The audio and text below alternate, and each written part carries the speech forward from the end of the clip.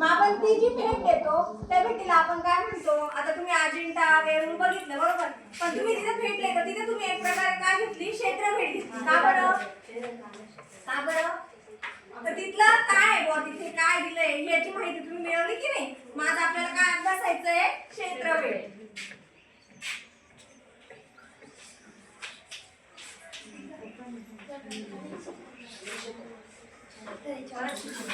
Double शिकलो ना अभ्यास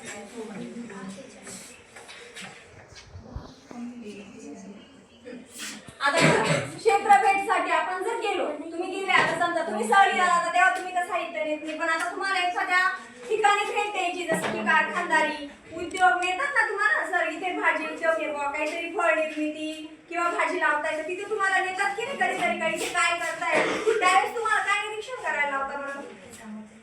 कोणती भाजी आहे आणि ती कोणत्या महिन्यात लावली जाते किंवा कोणता उद्योग आहे तो कसा केला जातो याच्यासाठी तुम्हाला सांगतात की नाही कधी करायचं काय कर. मग त्यावेळेस तुम्ही जाताना सोबत काय काय नेता बरं? काय नेता बरोबर. मग आता आपल्याला बघायची बघा क्षेत्र भेटीची नियमावली बघू आपण. हा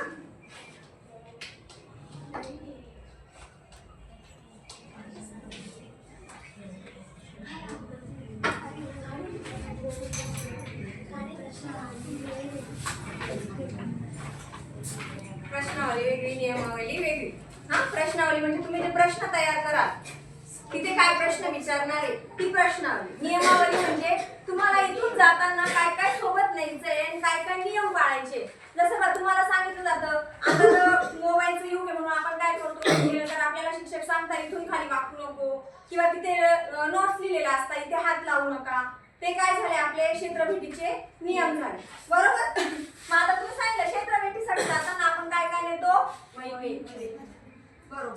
अजून मोबाईल कशाला? व्हिडिओ काढायला सांगा बरोबर ना. मोबाईल नेतो, कॅमेरा नेतो बरोबर ना.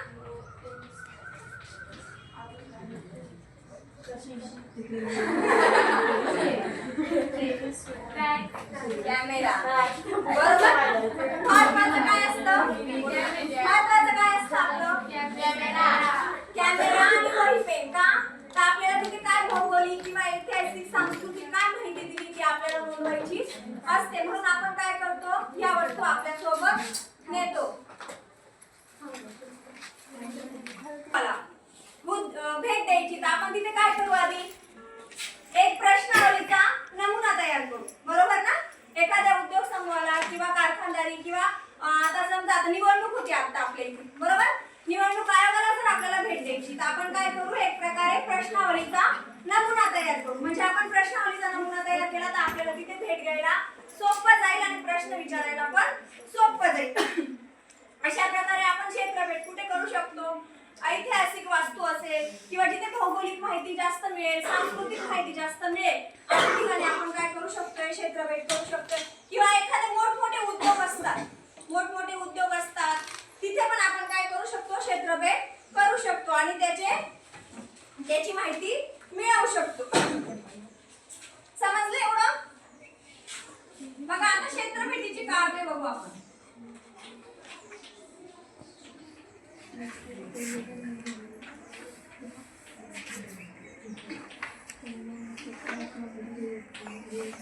क्षेत्रभेटीची कारणे काय असतील बरं? कोण सांगेल? क्षेत्रभेट का घेतो आपण? मी आता मगाशी सांगितलं तुम्हाला क्षेत्रभेट का घेतो आपण सांग. म्हणजे आपल्याला माहिती मिळवण्यासाठी. बरोबर. Very good. का घेतो आपण क्षेत्रभेट? का ज्या क्षेत्राला आपण भेट देणार आहे तिथे काय ऐतिहासिक माहिती आहे किंवा काय भौगोलिक माहिती यासाठी आपण काय करत असतो? क्षेत्रभेट घेत असतो आणि त्या ठिकाणाचा आपल्याला प्रत्यक्ष अनुभव मिळाला पाहिजे बरोबर. आता तुम्ही अजिंठा वेरूळ लेणीला गेले आता तुम्ही म्हटले तुम्ही जर तिथे गेलेच नसते तर तुम्हाला कळलं असतं का तिथे कोणत्या लेण्या आहेत किंवा तिथे कोणते लेख लिहिलेले हे कळलं असतं का? नसतं कळलं. म्हणून काय असतं पहिलं?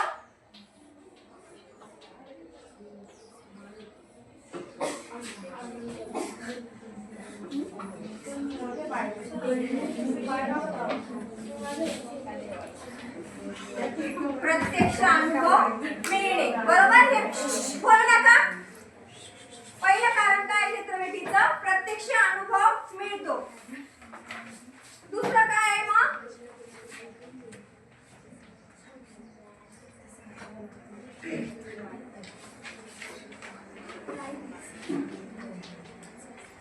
ज्ञान अधिक वाढते, बरोबर.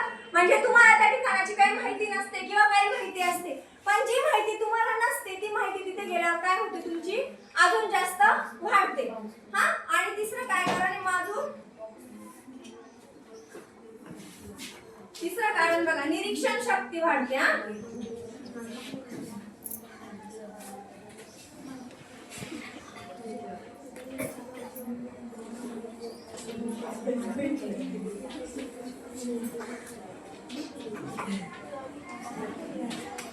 मगाशीच मी तुम्हाला सांगितलं की तुम्ही तिथे गेल्यावर काय करता, हा लेख कोणत्या भाषेत लिहिलेला आहे. काही ठिकाणी बघा संस्कृत मध्ये असतो, काही ठिकाणी हिंदी मध्ये असतो, काही ठिकाणी मराठीत असतो, किंवा काही थॉट असतात ते इंग्लिश मध्ये लिहिलेले असतात. बघतात ना तुम्ही असं क्षेत्रफळ, मग त्याच्याने काय वाढते, तुमची निरीक्षण शक्ती वाढते, बरोबर.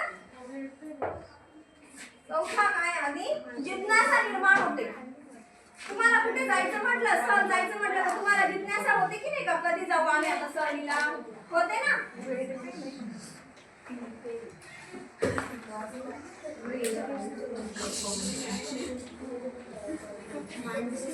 बघा जिज्ञासा, बोलो, जिज्ञासा निर्माण होत असते, बरोबर. एवढे 4 कारण कळले. बघा पहिलं काय, प्रत्यक्ष अनुभव मिळतो, म्हणजे आपण त्या ठिकाणाला भेट दिली तर तिथली माहिती आपल्याला मिळते. अधिक ज्ञान वाढते, म्हणजे जे आपल्याला माहिती नसेल त्याच्या त्या ज्ञानामध्ये आपली भर पडते. निरीक्षण शक्ती म्हणजे तुम्ही निरीक्षण करता का बघा, काय असेल काय नसेल याविषयी माहिती मिळते. जिज्ञासा म्हणजे अजून तिथे काय आपण शोधू शकतो अशी जिज्ञासा तुमच्या मनात निर्माण होते ना बघितल्यावर. आणि 5वा आहे शिक्षण रंजक होते.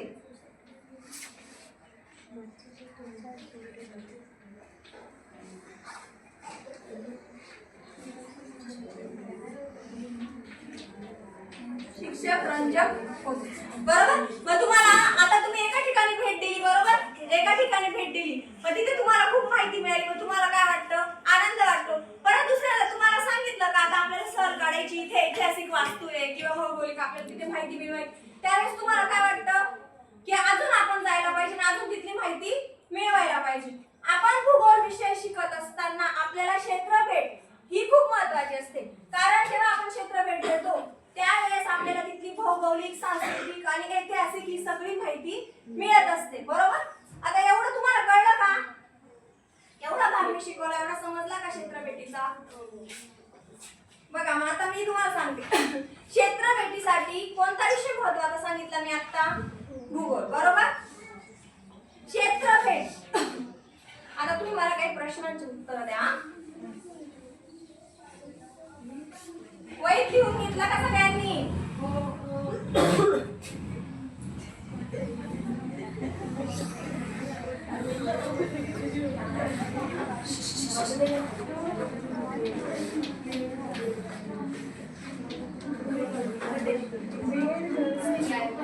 बोलू नका.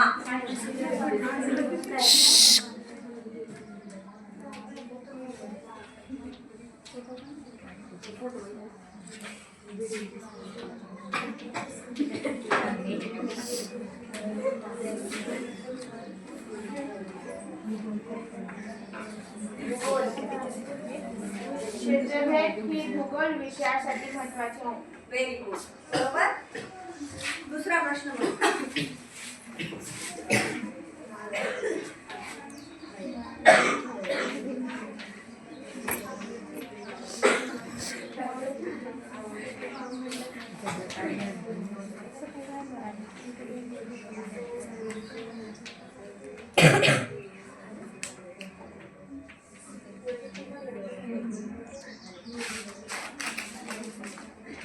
कोण सांगेल चला या प्रश्नाचं उत्तर पटकन, कोण सांगेल. पूर्ण वाक्य उत्तर द्यायचे. क्षेत्रफळीसाठी प्रश्नावली तयार करा. व्हेरी गुड, कळलं एवढं. मग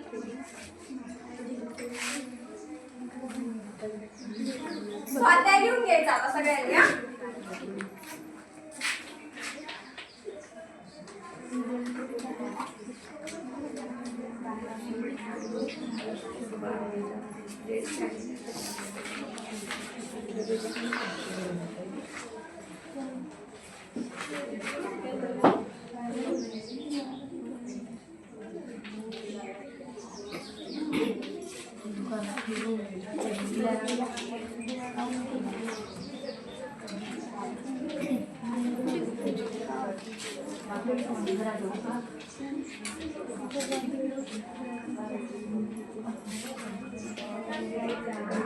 दिला का सगळ्यांनी? एवढं समजलं क्षेत्रफळ? हा, आता आपण एवढा भाग अभ्यासला, उर्वरित भाग आपण पुढच्या तासी केला अभ्यास. हा.